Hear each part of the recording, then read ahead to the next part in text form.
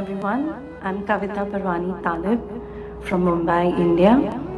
I'd like to thank Writers Capital Foundation and Panorama International for organizing this wonderful initiative. This year's topic is Shoonya, the Celestial Void. My poem is Poetica, the Place You Return. Here goes. I never really thought I was incomplete. Enid Blyton had fired my emancipation scores. Until I read Rumi, Neruda, they sold me on the idea that I always had a part missing. A part that I would relentlessly search for. A paradoxical nullity that would somehow complete me or elude me. With questionable romantic delusions, my mind juggled designs, while my heart swayed.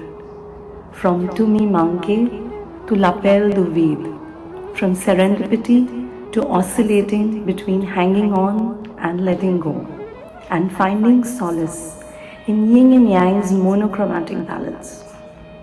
My world was mismatch grey.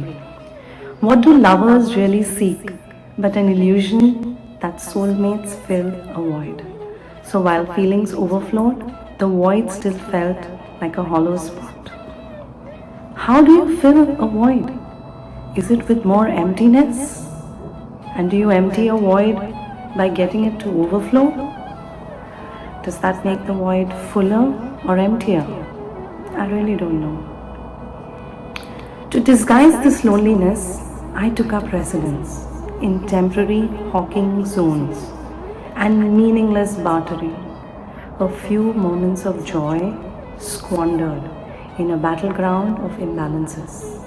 As a casualty, I learned that though life was essentially love, love was actually war. So you must choose your fights well. Between friend and foe, you may get disarmed. You will need solid armor, for the enemy lives within. The journey was to find ourselves, rather than to lament the void I thought you left in me. Perhaps I would have realized sooner that the missing part was not as important as focusing on the void itself. Is Shoonya the pregnant pause, empty with a promise? Or a sage, devoid of desire? Or just the soul minus the body, metaphysically free to return to the source?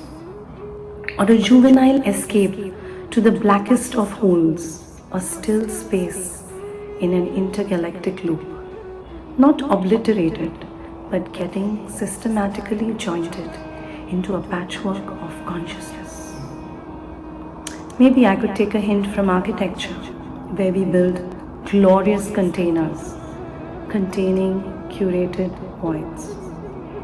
A designated design standoff between positives and the negatives, the presence and the absence. Maybe we all need to experience a conscious emptyingness, the opposite of fill, like squeezing out of a sponge, or the sand when the sea begins to pull back. Where does it come from? Is it that rivulet which lost her way and gets off-grid into a puddle? Or is it that which meets the sea? Or that mindful thought that escaped the routine of life? That one stray moment which switched off the whole world and found itself? Is it the absolute fathomable faction of you and me that neither starts nor ends? Doesn't even really belong, like the air trapped in an airlock section where vacuum infiltrates space to cross over, like a snuff on everything, unaffected like an abstemious Spartan, to be without want, in exaltation, waiting for its turn. Like you, like me, like now, right here, right now, are never going to be the same again. So is this void a constant, eternal, empirical, or something that is being continuously created and dissolve, a changing variable, reborn. I see you, he had said. There is nothing in being seen, I told him. It's all about the observer, their myopia. I want to see my own blindness. I want to hear what I managed to hear in all my deafness. I want to touch and feel every goosebump, every bruise in all my numbness. I want to sniff and smell till I need coffee beans. I want to taste till I reach insipidity. I want to sense it all till I feel nothing. And how do you search for nothing? And why? There is an utter silence in my head, in this room too, punctuated by the silky static murmuring of a continuous high-tension cable, spanning across all the nothingness irreverently collected, stacked like an invisible Fibonacci sequence, as I search the Christmas-like nylon stockings of my mind, pulling out thing after thing, candy sticks, the toys, waiting under imaginary mistletoe as unfettered thoughts keep creeping back, entangled in the imagery, searching for the absolute, irrefutable truth, as lost as a needle in the haystack, wondering if Shoonya is becoming barren instead of fertile, overexhausting itself as I build and build, looking for a square foot to rest my measured digits.